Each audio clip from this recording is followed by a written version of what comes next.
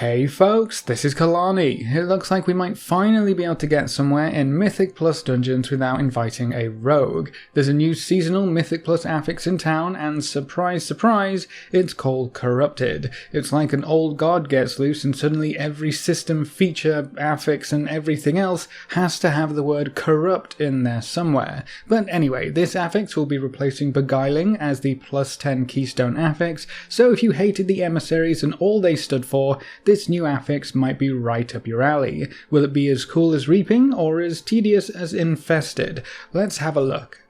Okay, so Corrupted. Sounds like it could be something similar to Infested, but it's actually far from it. This is probably the most interesting affix I think the dev team has come up with. While you're in a plus 10 key or above, you will see 4 obelisks of the Black Empire in every single dungeon. You can see them on your map as well, so you don't have to wait until you actually get to them to find out where they will be placed. These obelisks are pretty much the entire affix. When you interact with one of them, you'll be thrown down into N'Zoth's realm. You'll be phased out entirely from everything else, so you can happily wander by any trash mobs, even bosses. Nothing can attack you, and you can't attack anything out there. The only way to get out of this realm is to interact with a void portal. The only way to generate a void portal is to kill the mini-boss that guards each obelisk. When you kill a mini-boss, the void portal will spawn on their current location and on the location of the obelisk they were guarding. So while the obelisk portal will always be static because it's tied to where the obelisk spawns in the dungeon, you can place the other portal wherever you want. You just have to kill the mini-boss in the right spot. That means you can drag the mini-boss through as many trash packs as you want to, kill it on the other side, and have a free skip through almost anything you want. The only limiting factor is going to be the trash percentage you need to finish the dungeon. Placement of these portals is going to be key to really getting the most out of the void shifting. I can't wait to see what some of the Mythic Plus players come up with using this affix. It gives you so much control, and you have so many choices with how to deal with it. You can skip over bad trash packs, place portals to ensure quick wipe recovery. You can even do a dungeon backwards if that was ever time efficient. Again, I really do think this is the most interesting affix the dev team has managed to come up with thus far, which is quite appropriate really, seeing as we'll probably be using this affix for nearly another year or so. It's not quite as easy as just kill the mini-bosses though. Each obelisk has a name and they're guarded by very particular individuals. The cursed Spire of Nile is guarded by Voidweaver Malfear. This is probably the easiest mini-boss to deal with, but he can be a bit annoying and slow you down, which we definitely don't want in a Mythic Plus dungeon. He'll cast Crippling Pestilence, which deals a lot of damage and applies a hefty movement speed slow to the target, and then he also casts Lingering Doubt. This does pretty much the same thing, lots of damage, except this one applies a casting speed slow. I wonder if that will affect who you'll want to bring into dungeons for this next season. Lots of interrupts will be required, obviously, and casters could get punished harder than melee. This mini-boss also summons explosive scarabs, which start to explode, unsurprisingly, dealing a lot of damage and leaving a hard-hitting poison debuff on anyone that gets hit. Definitely a group 'em up, nuke 'em down situation, and keep interrupts running on the mini-boss. The entropic Spire of Nile is guarded by Samhrek, Beckoner of Chaos.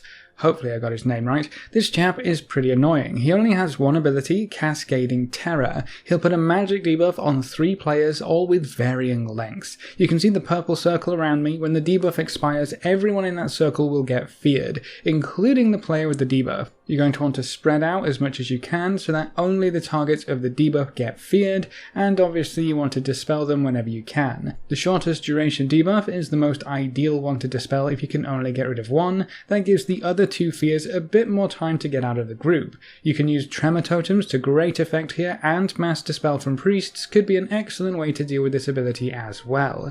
When the mini-boss summons ads, he'll summon 5 Ravenous Flesh Fiends. These don't do anything super special, they just stack a really nasty damage over time effect on the tank. Kite them when you can, stun them when you can, give your tank a breather every now and then, and you shouldn't have too many issues. On-demand AoE stuns and AoE damage is definitely going to be important with this affix though.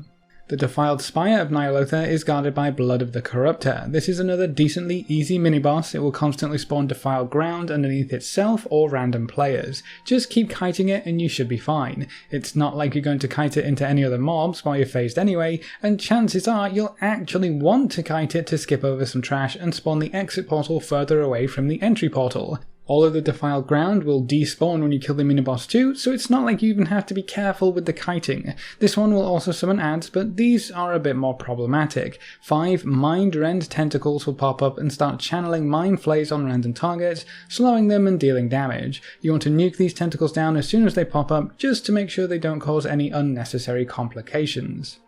The last obelisk is the brutal Spire of Nile. This one is guarded by Urgroth, Breaker of Heroes. Weird names, these boy chaps. This might be the mini-boss you're going to have the most trouble with. He stacks Spirit Breaker on your tank, which increases the damage they take by 100% for 8 seconds. Definitely not something you want to take too many stacks of. Our tank actually got killed because of this, but I'm sure you'll do better than our guild's main tank. Sorry, Illicy. He will also use Dark Fury, a large purple AoE that you want to avoid because it deals a lot of damage. You know, usually not the best things to stand in, and this chap is also meant to summon some little tumor growth ads that spread an AoE on the floor, but I guess we killed him too fast because we didn't get to see that. Just kill the tumor ads and you'll clear the floor as well. Sounds pretty simple to me. Now you may have noticed that we didn't actually trigger that last mini-boss by clicking on an obelisk, he just showed up to crash the party at the last boss. If you ignore any of the obelisks and therefore the mini-bosses, they teleport to the last boss when you engage it. If you don't kill any of the ads, you'll have to fight them all at once at the end. I don't think that's ever going to be ideal. That would be a lot of ads that they spawn, the AoE fear going off constantly, lots of AoEs to dodge, a lot of casts to interrupt. It just doesn't seem like it'll be too worth it to have all 4 at the end. You might be able to get away with 1 or 2 if it's gonna help you skip the timer, or maybe even 3 if you're really pushing yourselves, but I would question whether making use of the void portals and skipping potential trash would have better time saves when compared to skipping the mini-bosses entirely. They're also worth a couple of % each from what we saw, though I guess that will depend on the dungeon you're running. Being able to skip over any trash packs you want in any dungeon is pretty liberating though, and you don't need to bring along a rogue for those quote-unquote required skips, where the trash mobs are just ridiculous in certain parts of the dungeon. I'm looking at you, Shrine of the Storm. I am really excited to get back into Mythic Plus when this affix goes live. Beguiling kind of killed a lot of the enjoyment for me, especially after having a blast with Reaping. Not only is Corrupted an interesting affix that opens up a lot of possibilities with how you can approach it and how you can use it to your advantage, but it also helps alleviate some of the class requirements and restrictions that we've seen in Mythic Plus dungeons for the majority of this expansion. I think it's going to end up being a fantastic affix, and I really can't wait to see what crazy stuff people end up pulling off with it. This might be the first time an affix is properly balanced for the plus 10 keys. It doesn't automatically slow you down. Smart use of it could actually speed things up. You have to decide whether killing the mini-boss is worth the trash skips, and you could even decide to try and play risky by leaving the mini-bosses until the very end. It's just a really well-rounded affix from what I've seen so far, with so many different choices to make and different ways that it interacts with the dungeon. And to top things off, we will also be seeing the return of BWONSAMDI to Mythic Plus dungeons. Or, well, sort of. It's not really BWONSAMDI, but it provides the same effect. Instead of BWONSAMDI following you through the dungeon, a little fish called the Voice of the Corruptor will start popping up instead.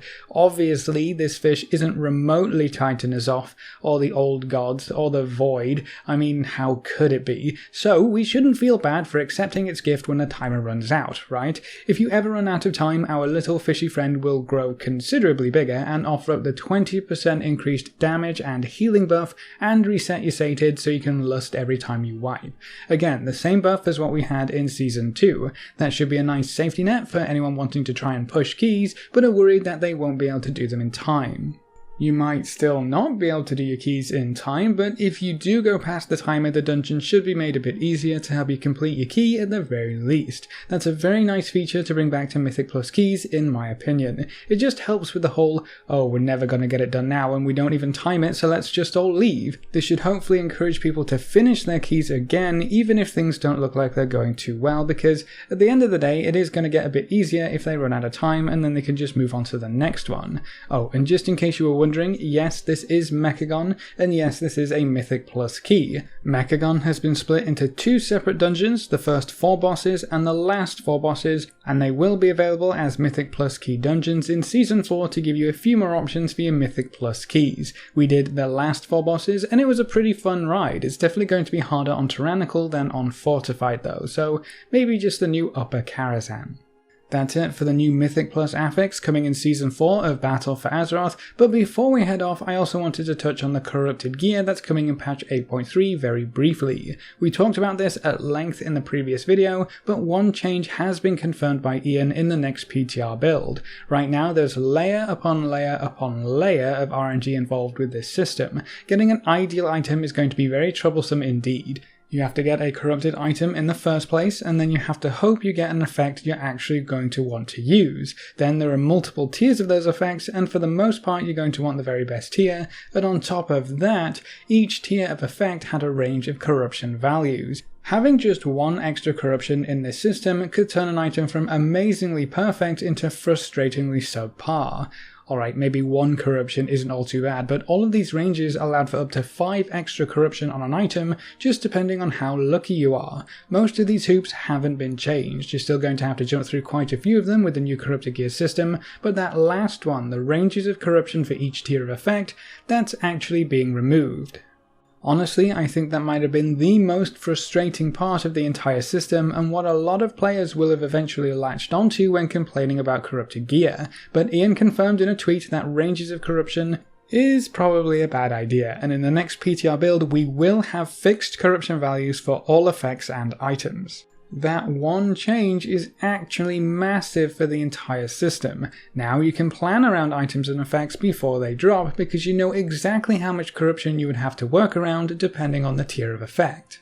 If you have room for 5 corruption, and that's how much corruption comes with a tier 1 corrupted item, you know you can equip that pretty much straight away. If that item could have had the potential to be anywhere between 5 and 10 corruption, you would have had to play around with your entire gear set to try and fit the new piece in if it's something you really wanted to use. Less RNG is a fantastic step forward in my opinion, especially in a system that has so many random factors already. I still think more changes are needed for corrupted gear to really shine in patch 8.3, but we know they're at least keeping an eye on how everything turns out, and they are willing to make some changes. And I do expect to see more changes as the public test cycle progresses, so stay tuned. If anything crazy or amazing happens, I'll be sure to keep you all in the loop. And that's it for this video. What do you think of the new corrupted Mythic Plus Affix from what you've seen so far? Do you think the ability to completely skip over anything and everything that you want in a dungeon will replace rogues entirely, or will their other tools still allow them to excel in dungeons? How about those changes to the corrupted gear? Less RNG is always good, right? Leave all your thoughts in the comments section below. A big thank you to all of our supporters over on Patreon. You can see their names floating by on screen. If you want to join these lovely guys and gals, you can find a link in the description below. Remember to leave a like just below the video before you leave. If you want to see more, make sure to subscribe. But apart from that, thanks for watching folks, good luck and have fun, and as always I will see you next time.